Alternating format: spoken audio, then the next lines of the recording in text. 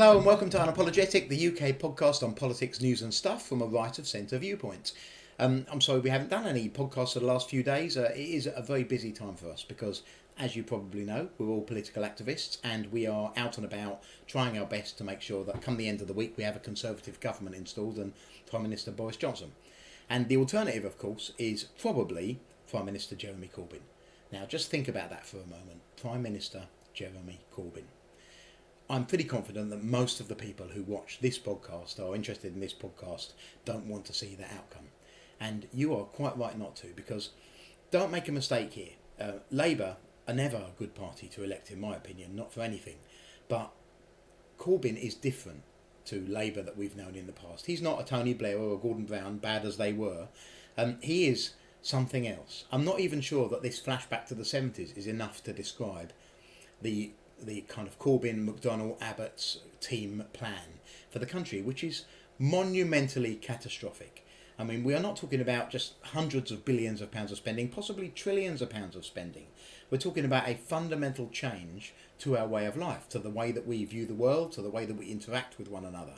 The changes they're talking about making, the massive nationalisations, stealing of companies from private businesses and shareholders, and stealing of jobs from people who work for those companies, the complete change to everything is a huge difference. We've seen nothing like it. Beyond that, where does all this money come from? You know the government has no money of its own, so it comes from you. Now don't be fooled into thinking it could come from anywhere else, because it just can't. It can only come from you. The most obvious way is to come from you through taxation. And they're trying to pretend that a little group of bogeymen at the top, these billionaire bogeymen that are to blame for everything apparently, they're going to get all the money from them. It's just lies. It's outright lies. What will happen is anybody with lots of money will quickly get the hell out of the country or move their money where it's much harder to reach. And while Labour battle away in the courts with them, they'll be promising all these things they can't afford. The only thing they can then do is borrow or print. Isn't it? Borrow or print. That's what they can do. They're not going to get all of that money from taxation. Borrow or print. Or increase taxes for everybody. And I suspect what you're going to face is all of those being attempted. So McDonnell was saying in an interview today that he would be prepared to borrow billions. And of course he would. Of course he would, because he doesn't care. He doesn't see any harm in it. He doesn't understand. None of them understand what will do to the country. They don't follow economics, or the economics that they do follow is a totally different branch of crazy voodoo economics. So they think you can borrow billions and billions of pounds and that's no problem because it's all into the future and don't worry about it. But everybody who's run a household knows that is nonsense. That leads to ruin. And it leads to ruin not just for you but for your children and your grandchildren. So the other thing they can try is they can other than borrowing it, they can start taxing it. And when they can't get it from that top 150 billionaire bogeymen, when these kind of apparitions they've conjured vanish away, where are they going to go? The barkeeper for who is rich and who is poor, it keeps falling.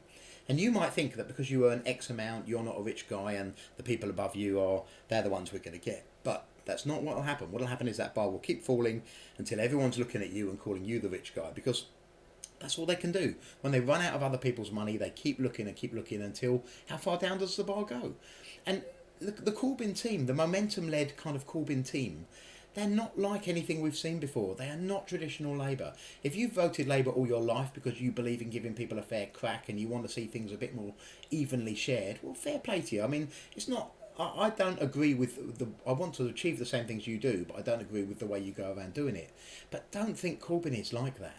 Corbyn is a real hardcore, hard-left socialist to a point where it will lead to communism. Now, that might sound crazy to you, but the point of socialism originally was to be a precursor to communism. And things can slip that way. And they slip that way with good intentions sometimes. It might be that Corbyn has no intention of delivering the sort of communist state that you see elsewhere in the world. But what happens when his plans aren't working? First of all, he'll try and blame everything. He'll try and blame Brexit, he'll try and blame the bankers, and he'll try and blame anyone who's got a bit more money than someone else. But eventually, when those things run out, what happens? What do? That's when things can turn dark. And I just think that this team at the head of Labour, they are that dark. Look at the anti-Semitic problems. That's not normal. That's not normal, the way that they behave. And you've got to see that as a clue, if you like, as a pointer to be paid attention to. Now look what they've been doing. In order to try and scrabble back some of the ground they've lost, they've tried everything. They tried their NHS document that was leaked and it very quickly fell to pieces, but it worked for a couple of days. And why did they leak that? See, I'm told that that was planned for the end of the campaign. That originally they were going to leak that NHS document right at the end of the campaign, hopefully steal a few percentage points back on the polls. But Corbyn's interview with Andrew Neil went so badly, they had to do something to distract from it. And so they released the NHS document earlier than they'd anticipated, I'm told. And that quickly fell to pieces because, of course, the document didn't say the things they were claiming it said. It was a load of nonsense. And even the left-wing media quickly were like, hang on, this isn't right, is it? And then just in the last few days, in the last week, they had these trade documents to try and scare people about the Irish border, and that crumbled away like the apparition it was. Smoke and mirrors. That's what it is, smoke and mirrors. And I just am frightened, though, that I don't personally believe that this country is stupid enough to elect Prime Minister Jeremy Corbyn, but you never know. So I was just thinking that the Daily Express is running tonight with the news that Boris Johnson and the Conservatives have opened up a huge 14-point lead in the latest polls. And that's great news, right? Don't get me wrong. I love to hear that. I'm excited about it. I would really love to see Boris Johnson with a great majority able to deliver many of the strong promises and policy ideas that the Conservative manifesto spells out. And of course, Brexit. We want Brexit done and finished with so we can move on. That's great. The trouble is, what if this makes people complacent? All of these good polls and good news and Labour's doing disastrously. I mean, they deserve to do disastrously, don't get me wrong. But this is what scares me. What scares me is that people will think that it's all right then, we're doing well, let's take the foot off the pedal a little bit. Let's ease up on the acceleration. It's a terrible mistake. Don't make that mistake. Now, just looking at what some of the papers are saying, these are the right-leaning papers, of course, so I accept that there are a few left-wing papers who don't say this, none that I take seriously, but nevertheless some. But let's have a look. So we've got the Express saying, let's put Boris behind the wheel, rev the engine up for Brexit Britain and power ahead to prosperity. Nice one, the Express. Spectator, never in our country's modern history has it been more important to vote and vote Conservative. And by the way, thank you to the Guido Fawkes website for these, which is where I picked them up from. The Sun says, vote for Boris Johnson's Conservatives, get Brexit over the line in January, finally defeat the Remain and second referendum campaigns and move on with our lives. Yeah, hallelujah, let's do that, because aren't we all sick to death of the whole Brexit fiasco? Aren't we sick to death of all the whining and carping and back and forth? I mean, even Theresa May, she had a lot of failings, don't get me wrong, I wasn't a fan, but at least she tried, and Boris has been a totally different thing. Boris is really focused on Brexit, to the point where they're taking the mick out of him. How many times did he say the word Brexit in the TV debates? Well, he said it a lot of times because he wants to be clear. He wants people to know that he means Brexit. Whatever sort of Brexit it has to be. If it has to be no deal, that's not what he's looking for. But if that's where we go, that's where we go. Because listen, Brexit is going to happen. It's what the country voted for. And all of these Remainers and whiners and moaners, then we're not going to listen to you anymore. Brexit is going to be delivered. If there's a Conservative majority, a decent one that is able to deliver policy, we are out. And that is it. And you might as well just get used to it. The Sunday Express says, vote Tory if you really want to get Brexit done. Good for you. The Sun on Sunday says, only Boris Johnson can stop Marxist Jeremy Corbyn leaving the Britain we love in ruins. And I don't think that's overstating it. I do think Jeremy Corbyn is an unreformed Marxist. McDonnell's even worse than them, in him. In fact, it wouldn't surprise me if McDonnell and Momentum didn't boot Corbyn out in fairly short order and install McDonnell or someone worse if Jeremy Corbyn were elected Prime Minister, God forbid. Sunday Telegraph says, vote Conservative to say yes to Brexit and to reject Labour's politics of hate. And I think that's fair, because I've seen the kind of Labour approach, and what they're doing is flooding social media and flooding everywhere that people are talking and just saying the nastiest things. I mean, just rotten things. And the accusations they'll make, anyone who's right-leaning or right of centre, you might be fairly moderate, but you'll get called a Nazi and you'll get called a bigot and a homophobe or whatever word they're using today, with no evidence. There's no evidence that any of these things are true. Most of the people they say it to are very nice people with no bigotry or hatred of anyone in them. And they turn this on them. They say, if you like Boris Johnson, you must be X. Boris Johnson isn't any of those things either. And who really thinks he is? He's just a nice guy. Then the main thing is that they want to call him a liar. The reason they want to call him a liar is because they are liars. Corbyn is a liar. That's why he won't tell anyone what position he's going to take on Brexit.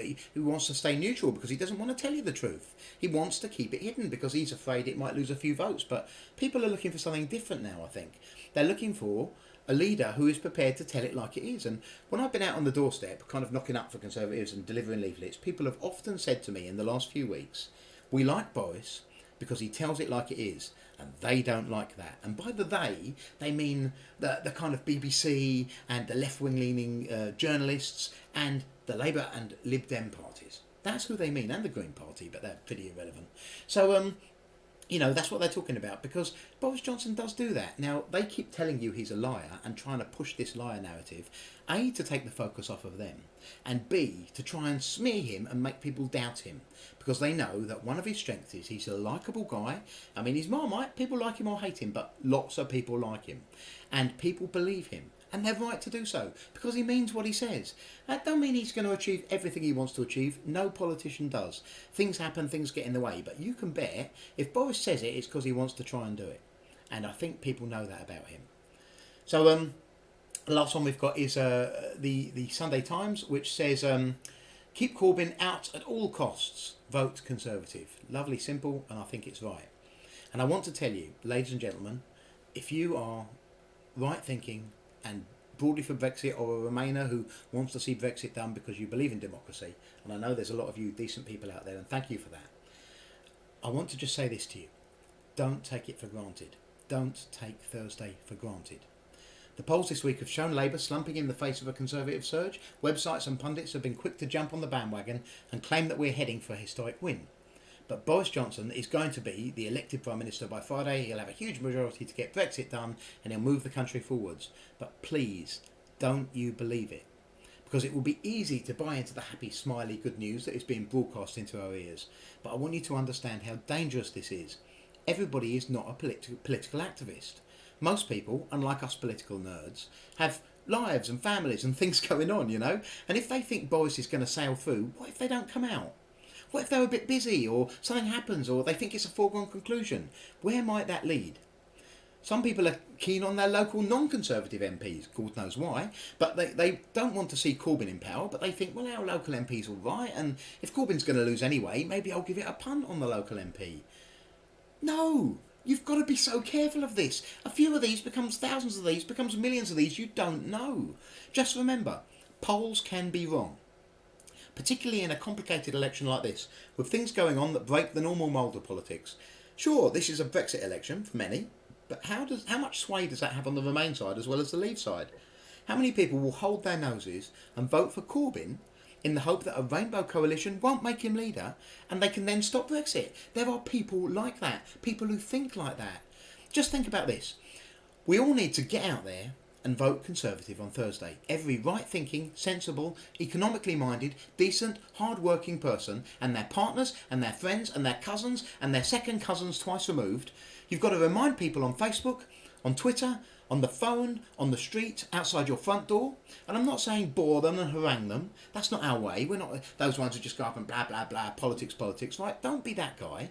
All I'm saying is politely point out, if there's an opportunity, that the only way to be sure that Corbyn's anti-Semitic, miserable, terrorist-loving, Britain-hating, mean-spirited, class-dividing, liars, hacks and hard-left socialist loons are not in power by the end of the week is to get out there and to vote Conservative.